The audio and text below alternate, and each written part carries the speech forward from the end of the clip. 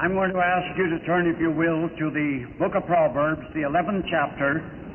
There are just two verses I want to read, verses 24 and 25. Proverbs chapter 11, verses 24 and 25. There is that scattereth, and yet increaseth. I can't understand that. I never have been able to understand it.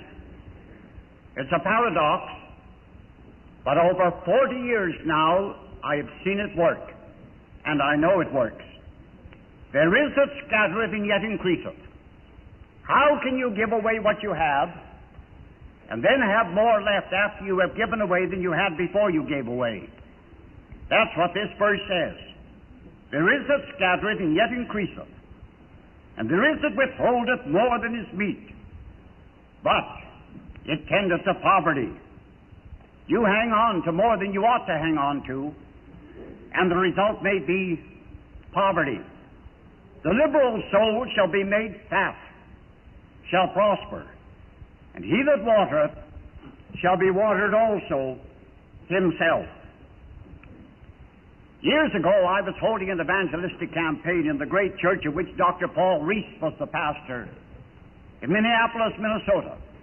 The church seating some 2,000 to 2,500 people. Again and again I saw that church packed to capacity.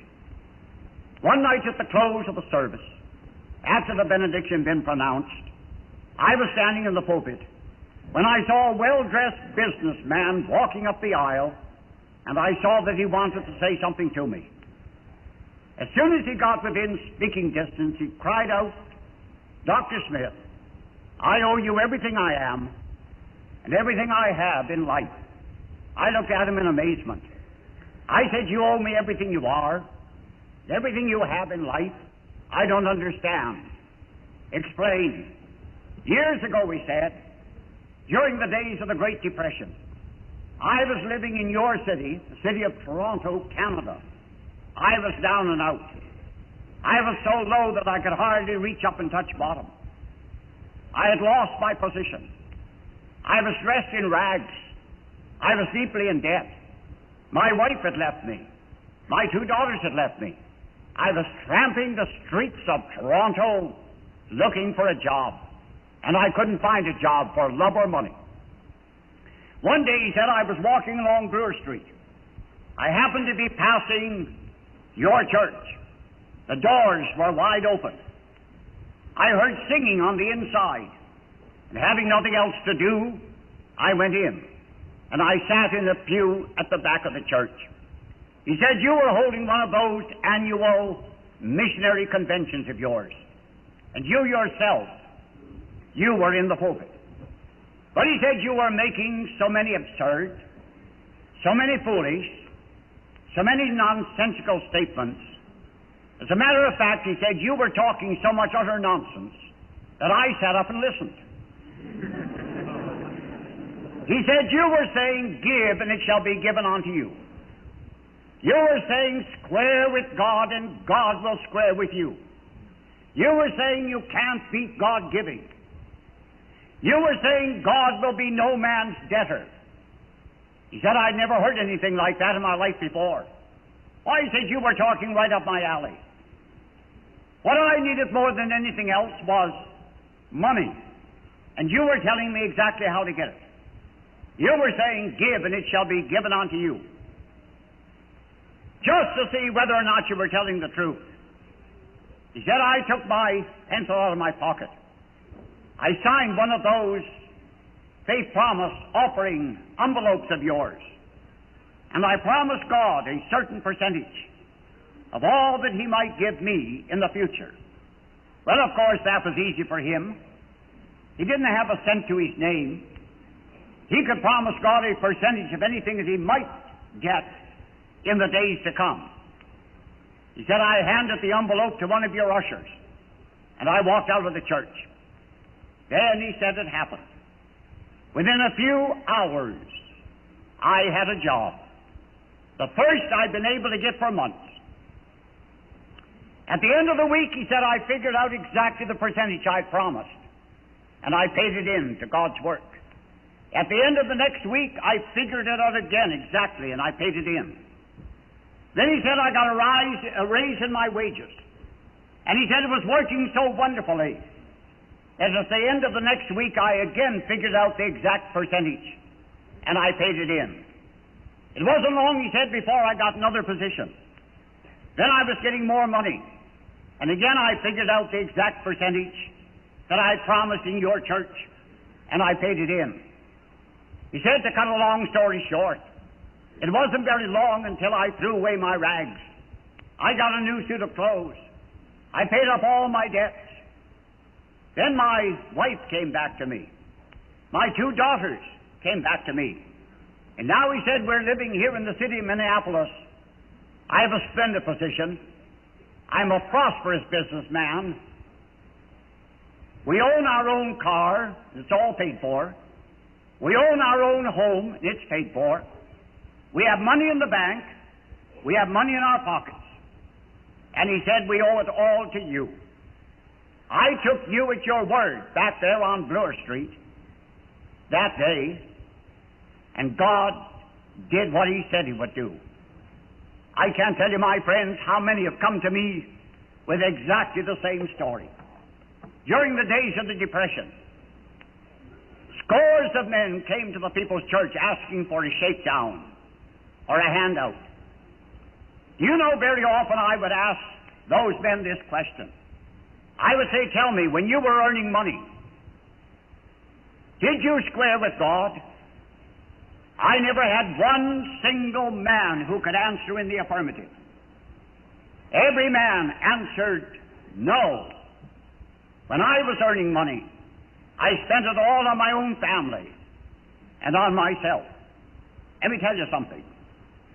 If you square with God during the days of prosperity, God will square with you during the days of depression. If you fail to square with God during the days of prosperity, you may find yourself in the breadline during the days of depression. God will be no man's debtor. You can't beat God giving. Square with God, and God will square with you. Give, and it shall be given unto you. I've been asked tonight to tell you how God led me to give to missions. I've been pastor of a large Presbyterian church here in the city of Toronto.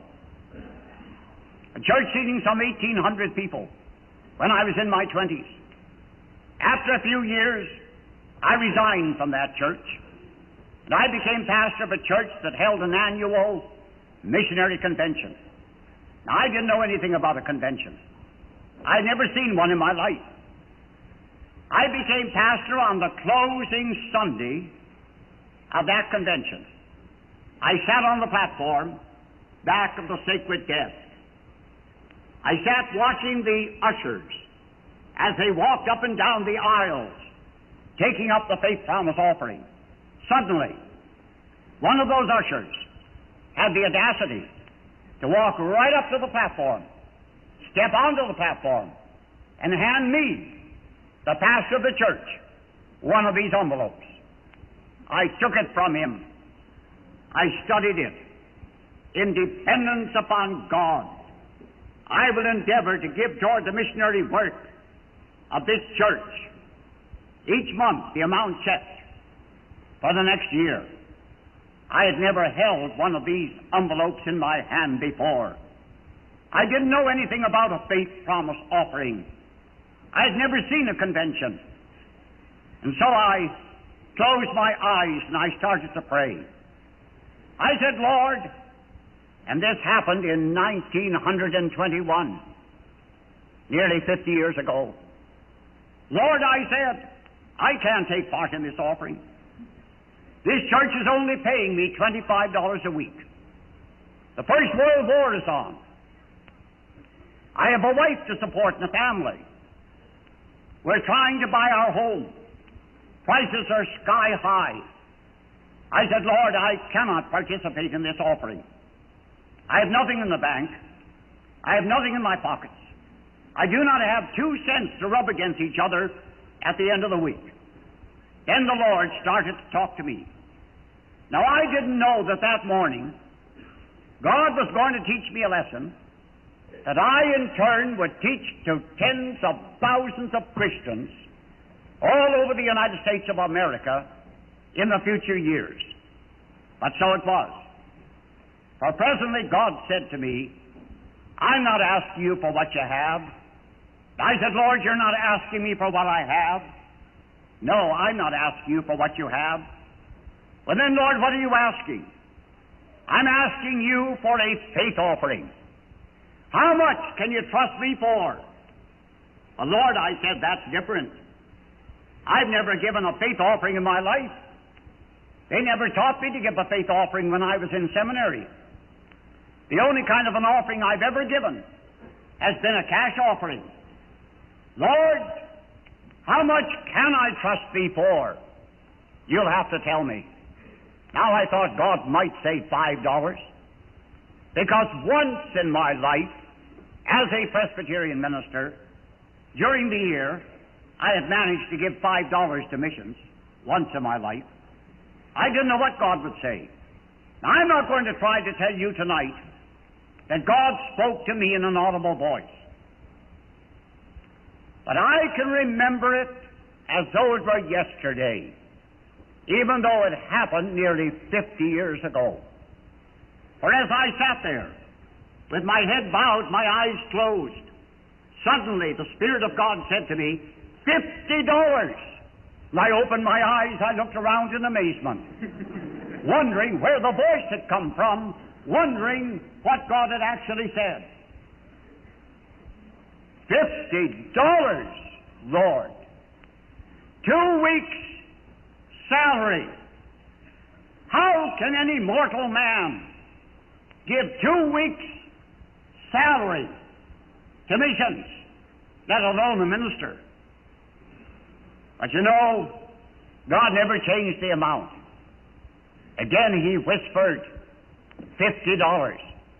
I can remember as though it were yesterday, taking out my pencil, signing my name, writing in my address on that faith promise envelope, and checking the amount, $50. I had never given such a fortune in all my life before. The amount was so staggering that I could hardly think about it. I handed it into one of the ushers. Every month from then on, I had to get alone with God, and I had to agonize in prayer. I had to exercise faith. I had to ask God to send me an extra $4.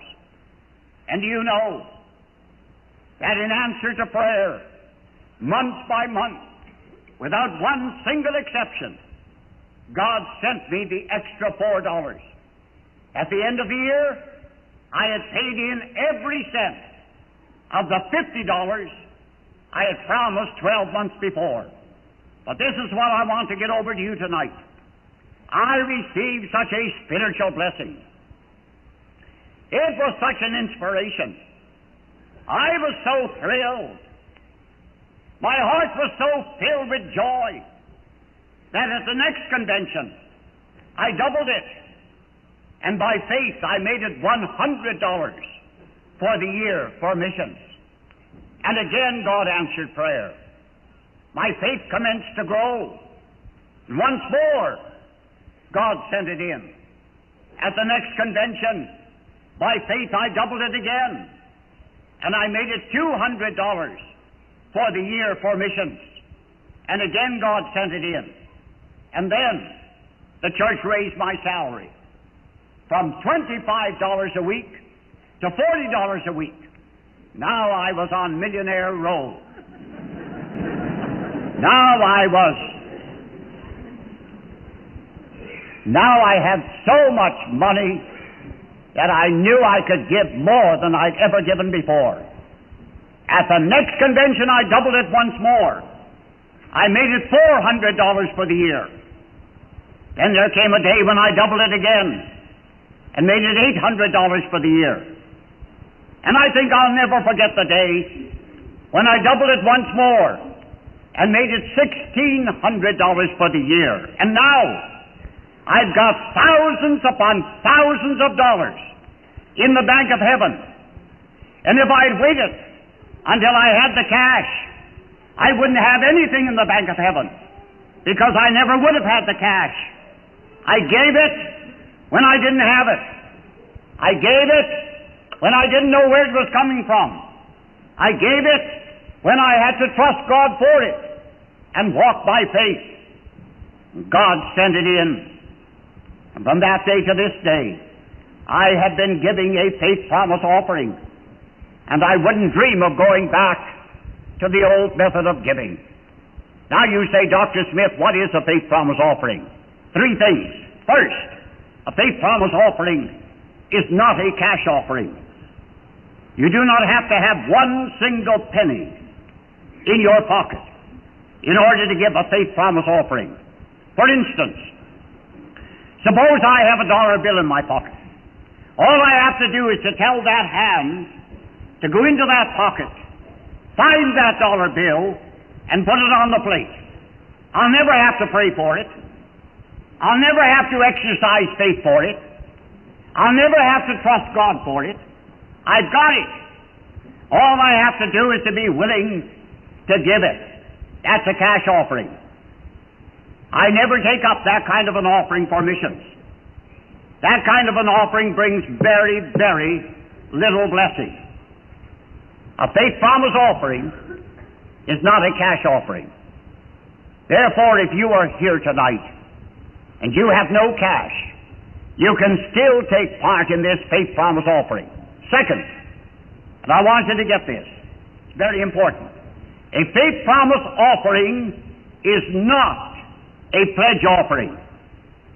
Never in my life have I taken up a pledge offering for missions. You say, what's the difference between a pledge offering and a faith promise offering? All the difference in the world. A pledge offering is between you and the church.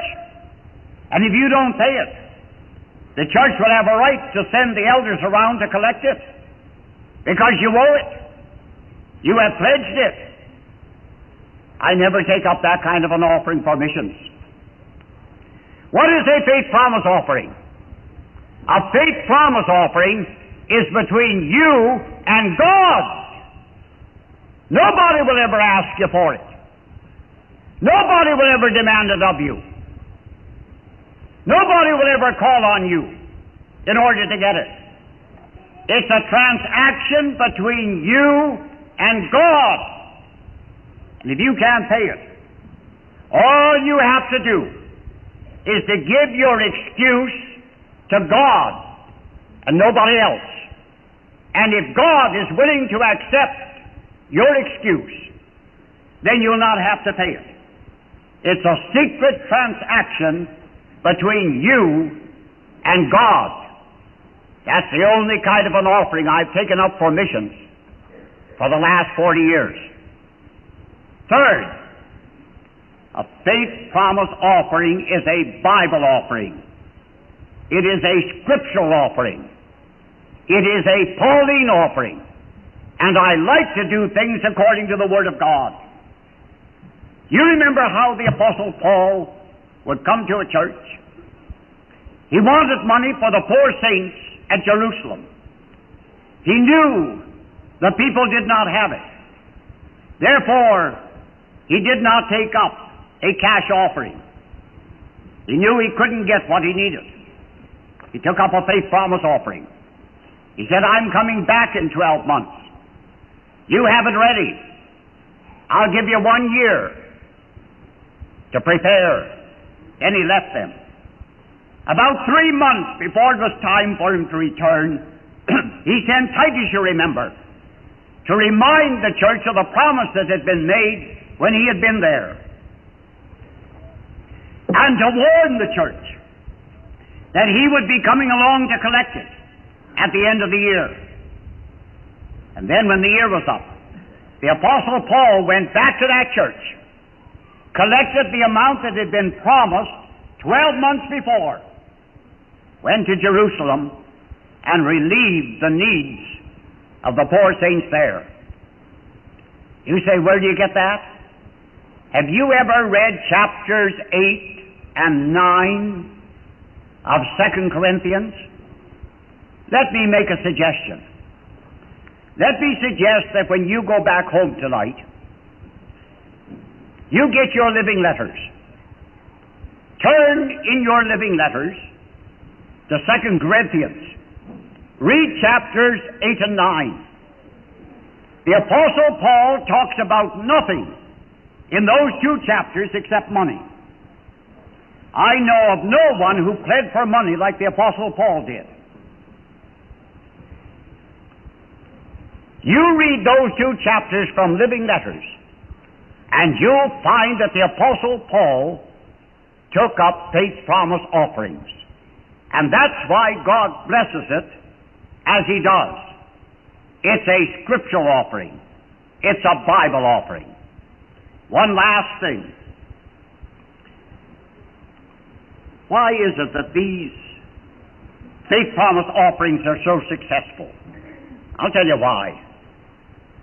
Because everyone, every individual takes part. If a handful of wealthy people fill in these envelopes, we'll never get the offerings we need. If every individual in the church, without exception, will fill in one of these envelopes, we'll get the amount that we need for our missionaries. I don't care if you check the smallest amount on that envelope, just so long as you participate, just so long as you're interested enough to do something, just so long as you fill in an envelope. What do I mean? Every boy in our Sunday school is expected to fill in one of these envelopes himself. Every girl in our Sunday school is expected to fill in one of these envelopes for herself. We do not expect a mother or a father to fill in the envelope for a son or a daughter. We want every boy and every girl in our Sunday school to fill in one of these envelopes. We want every member of our choir to fill in one of these envelopes, each one individually. We want every one of our elders, over 200 of them, to fill in one of these envelopes. We want every individual here present tonight to fill in one of these envelopes. But you say, I'm a wife. My husband does the giving. You're never going to get to heaven on your husband's salvation. Why shouldn't you do a little giving yourself? Why should you leave it all to your husband? Let him fill in his envelope, but you fill in yours. And if every individual will do something, we'll get the offering we need for our 300 and more missionaries, and for the sending out of these new recruits. It's a question of each one doing something. You remember the last World War? France had fallen. The United States had not yet come in. Great Britain was standing alone with her back against the wall, expecting almost instant invasion. The Prime Minister, Sir Winston Churchill, decided to speak directly to the American people. I was driving along the highway with my wife. I drew my car to the side of the road. I turned off the engine. I didn't want to miss a single word. I tuned in London, England. The Prime Minister only spoke for 2 or 3 minutes, but I'll never forget what he said. Speaking directly to the American people, Sir Winston Churchill said this: give us the tools and we'll finish the job. Ever since then, I've been facing congregations of all denominations and speaking on behalf of our 44,000 Protestant missionaries. I have been saying to those congregations, give us the tools and we'll finish the job. And tonight, speaking on behalf of more than 300 missionaries of the People's Church and these new recruits and all these faith missionary societies, I say to you, give them the tools and they'll finish the job.